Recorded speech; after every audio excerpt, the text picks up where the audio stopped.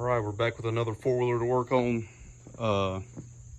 Got this gem right here. I think it's like an early to mid 90s Suzuki King Quad 300.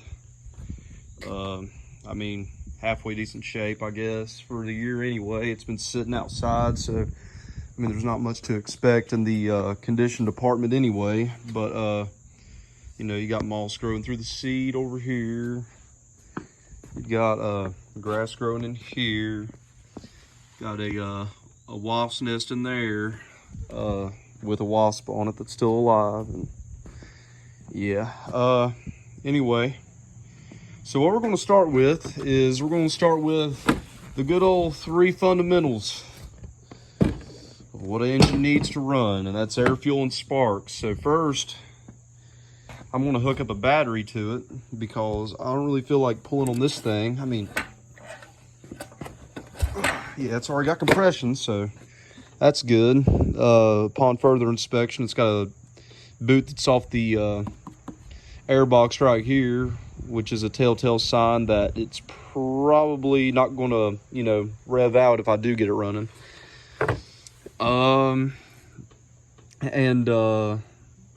Yeah, that's about as far as I've gotten so far. So stay tuned. We're going to throw a battery in it, see if it turns over. All right, so we got the test battery in, and I'm willing to bet this battery's pretty old. It's a older Walmart battery, I guess, but got the other battery in right here. Haven't even checked to see if we even got any power yet, so guess we'll check right now. Yeah, we got something. But before we turn it over, do we even have the lights? Oh yeah, that's right. This is like a 3-stage key. Oh yeah, we got one. I figured that much because this was completely unplugged. Actually, hold on, let me plug it in right quick. Oh yeah, plugged it in right there. And we got both headlights working, so that's good. So that's a start anyway. So let's check the oil in it just to see if everything's halfway decent there before we actually start cranking it. So kind of interesting on these, the oil's back here. And really there's a screen. I don't really know why in the world I'd even check it back here to start with. Or not the screen. Yeah, I guess you'd call it that, but I won't need a light to even see in there. That's about halfway. There's supposed to be two little tick marks. Yep, there's one tick mark right here, one tick mark right here. And the oil level's like right there, so it's a little black, but it looks halfway decent to me. Good enough to crank it over anyway, so let's see if it'll crank over. Oh Lord, yeah. Perfect. All right, well that's great. Good start anyway. So next we're gonna check for spark. We're gonna pull the spark plug out and set on the side of the engine. See if it has spark. If it does, then we'll move on to the carburetor. And if I have gas here, then we should have it running by this evening, so yeah. Okay, so to start off with, I didn't even check spark yet, but plug is really black.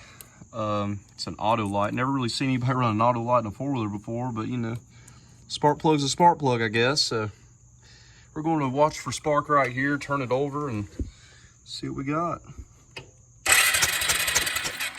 Let's see here. I don't think I seen anything. Oh yeah, we got spark. All right, so I mean, it's not really blue, but it'll run with it, I'm sure. So now that it's got spark and air and it turns over, I guess we can move on to the carburetor. All right, so as you can see, carburetor's kind of difficult to get to on these. Well, not as difficult as some, but more difficult than others, I guess you could say.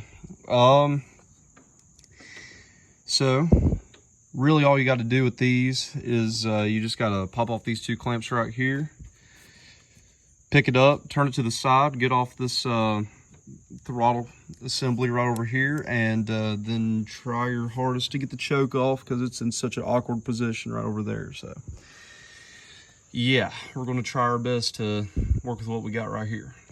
Okay, so it completely slipped my mind to even check the air filter. So we're going to see what we're working with here. Since that snorkel area is open on the air box, I'm not really too sure what we're in store for, especially since this thing was sitting out in the woods or near a tree line or whatever you want to call it. So we're about to check this just to see if there's a rat or something that built a nest in it. I guess we'll set it up there. Yeah.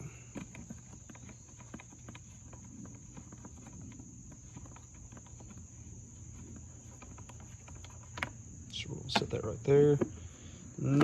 Ain't too bad. All right, so the first thing I noticed whenever I pulled off this carb is this thing got really hot on this side. I guess exhaust got hot. This thing looks like it melted too, but something happened with the exhaust getting hot or something getting hot in the engine, and yeah, it melted that pretty good. It'll still come off though. Another thing I noticed is somebody ran in some sort of self-tapper into the diaphragm side of the carb on all four sides and cracked this part. This choke lever is pulling out this way, and it's been melted, and it looks like it'll probably suck air through there. If I move the carb over, this boot is really brittle. It honestly looks like it's been melted as well, but it's really brittle, and it'll probably give us some air leak issues once I get it back running. Or somewhat running. Probably won't run that good whenever I get it back going, but I guess we'll have to see. So far, I mean, everything seems to be working halfway decent. At least this is the original carburetor and not some sort of Chinese knockoff like I see quite often. So we'll go ahead and disconnect the throttle, get the carburetor off, and spray it down, throw it back on, and see what happens. All right, so now we get to what I consider the hard part. And or the hardest part, that's getting that choke lever off of there, or choke nut, or whatever you want to call it. Obviously somebody, either that one melted or somebody's already been messing with this one. But what I used to do is, or what I used to have rather, I used to have a wrench that I cut a slot into, and then I ground down the boxed in part of it with a slot in it. And I used to just slip it around the cable, and then I could like turn it like that, and it'd take a while. But since I don't have that because I lost it, I'm just going to use these needle nose pliers, take it off, and probably take me till midnight to get it off, because you know that's just how it usually goes. But we'll get around to it. All right, so that didn't take as long as I thought it was going to. So got the carb off, ready to clean. I'm gonna throw it in my oil pan. Now, I did make a mistake. Last time I threw it in my oil pan, I didn't throw a rag in it, and I dropped a pilot jet out of another carb into the oil pan. So I'm not gonna make that mistake again. I'm gonna go ahead and throw a rag in my pan that I clean my carbs in, and hopefully I won't lose a jet or two out of this one. So, yeah. It rolls cold, boys.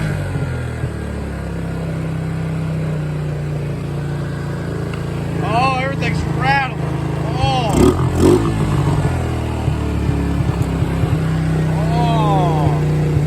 I'm going to have to lower the idle on her. She's running now, though. Oh, smoking like a freight train. Jesus Christ.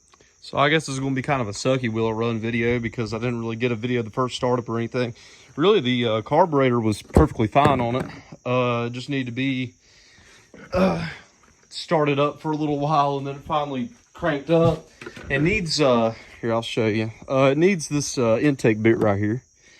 As you can tell, it's kind of been worked on just a little bit. I don't really know why, but it's really warped. I guess that's the reason somebody tried to clearance it or something. But it's really warped, and it won't fit on the carburetor correctly. But somehow or another, it's still running good without it. Just open carb, it's running perfect. I mean, got the idle a little low right now, but it fires right up. Oh no, now it's gonna mess up. Running a little rich actually, but I mean, yeah, runs pretty good. Oh, that's all she's got. Oh, there she is right there. Rear brakes work great. That tire's awfully flat though, to be going this fast on it, but here we're going to go back to my house. We're going to see if the high-low and super-low works on it. And there she goes, four-wheel drive super-low dip lock. What in the world? You can literally walk alongside of it. What? Bye-bye now. What in the world? That's funny. That is a low gear right there. Golly.